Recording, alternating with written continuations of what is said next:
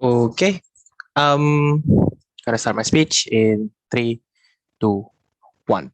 So, firstly, I'm going to prove whether our argument is important and could win the debate outright, right? So, basically, what we posit is the idea of innovation. We posit that the rise of capitalist tycoons creates more innovation of space technology, otherwise cannot be done by the state counterpart. I'm going to place this contribution by doing three things. Number one is that the most unintuitive things from this is to say that what is the benefit of innovating the space tech, right? Zudi have given examples of what is the derivative products, things like employment and whatnot, and it's well grounded enough. But if judges still think and still doubt this benefit, I'm going to prove why then there is an exclusive benefit for researching space tech in of itself. There are three things. Number one, the technology like GPS and whatnot exists because of a space race in the Cold War. Or second, the technology like ultrasonic that's being used by gynecologists is derivative products from the space tech innovation. But lastly, the satellites that are being sent by this SpaceX, Blue Origin, and whatnot, and by this tycoon, basically, is actually helping a lot of countries and a lot of people, or basically the humanity.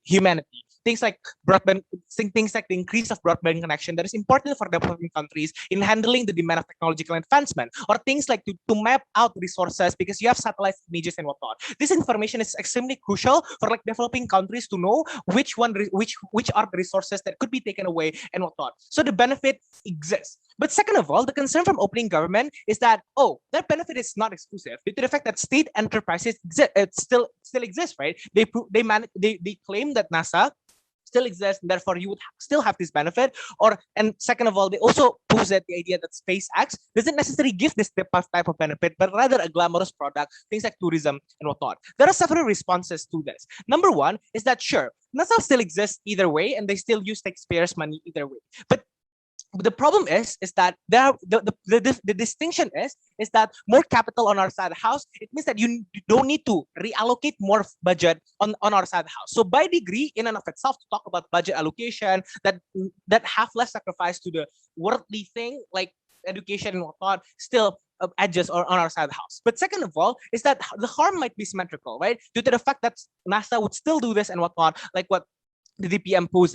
But what makes it different is that the lack of these rich tycoons to control to be involved in the space race means that less technological researches and whatnot. So it will double the burden of NASA to do more researches and whatnot. So again, the capital will be like double twice on that side of the house. But third of all, understand that sure, maybe let's just assume their best and our benefit, the status quo benefit is about tourism and exploring Mars and whatnot. It doesn't necessarily give benefit to the society.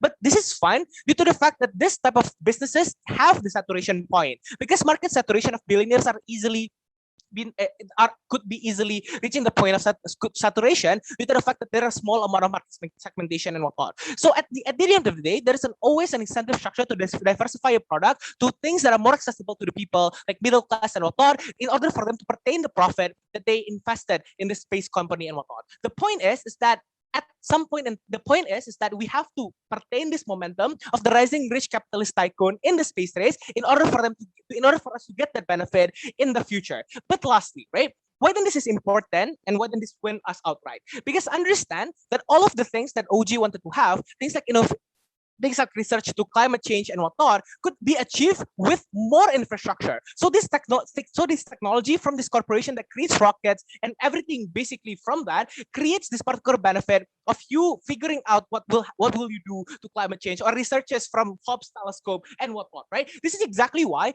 to have that benefit, we have to embrace the rise of capitalist tycoon because they provide us more infrastructure, they provide us more means for us to reach that particular benefit at the end of the day. But even if let's just say that you don't buy this derivative product benefit, but what is the exclusive benefit from this rising of capitalist tycoon that will become extension? So we posit that this will empower small firms and emerging corporations to be included within the industry, right? So the context is that SpaceX, Blue Origin, or Boeing doesn't necessarily produce all of the spare parts, all of the components to create the rockets, ships, or satellites. The creation of one satellite or rocket have a lot of spare parts and counterparts that give more entry opportunity for the small firms to the industry in of itself. Why then this is likely to happen? There are three reasons. Number one, it's because the small firms could provide a cheaper product to these components that actually more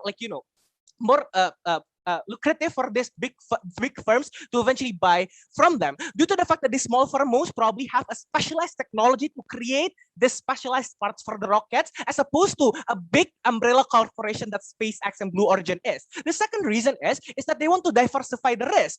Understand that having one supply of one supply chain based from your industry and manufacturer is not necessarily good, because it's risky. Because in order for you to have risk averse business, you have to have multiple supply chain. This is why they would likely to cooperate with a lot of small firms in order to for their supply chain management to be stable and sustainable at the end of the day. But the last reason, it's because of the inability to create more manufacture, either because the permission for government or from the government or state to create more manufacture is harder due to the fact that there's a lot of open up lands that people are against with, or B, the push for environmentalist movement that said that no, don't open more manufacture. So exactly because of that, these three reasons prove that they will have the incentive not to monopolize, but instead they will give more opportunity to for the small firms to rise. But why then this extension is important? Number one, it's because that again, this will open up more business opportunities and more jobs creation and whatnot, because you're creating you're energizing small firms